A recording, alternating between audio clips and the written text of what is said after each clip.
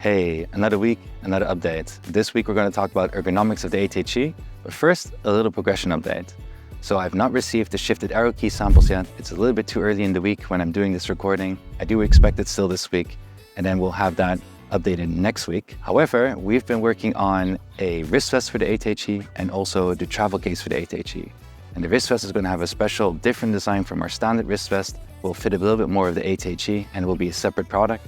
And then the travel case is going to be a separate product, but it's also going to be part of the zinc alloy case of the 80HE. And the zinc alloy case, we've not covered it yet. We're going to get more into it, but in short, it's the 80HE design in a much heavier metal case. This week, we've been kind of looking at, hey, what colors are we going to use for this case? And we've also been looking at that white color that you guys have been asking for.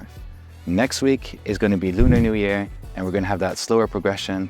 I do expect next week's update to be exciting when it comes to the shifted arrow keys and see some results. We're also going to get into some case colors, so that's going to be fun, but that's for next week. Let's get into ergonomics.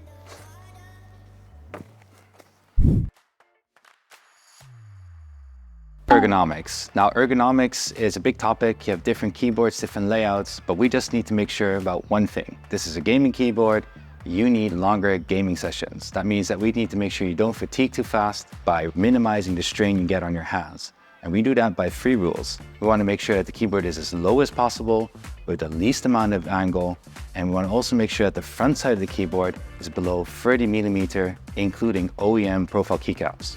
That's how we design all our keyboards and make sure that you don't fatigue too fast. Now, everybody's a little bit different. You can have big hands, small hands, medium-sized hands, and that also means you need to use the keyboard slightly different.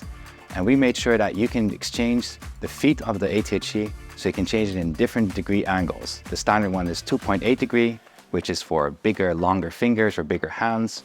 Then we have a 6-degree angle, which is for medium-sized hands. And then we have finally also a 10-degree angle, which is for smaller hands. Now, the angles really help with reaching faraway keys, but if you can reach faraway keys easy, it's always recommended to go for a lowest possible angle. Now, instead of opting for flip-out feet, we're not a big fan of that. We went for something totally different, and we call it silicone feet. And it's very easy. You can just snap on and snap off the silicone foot and change the angle very quickly and start using the keyboard.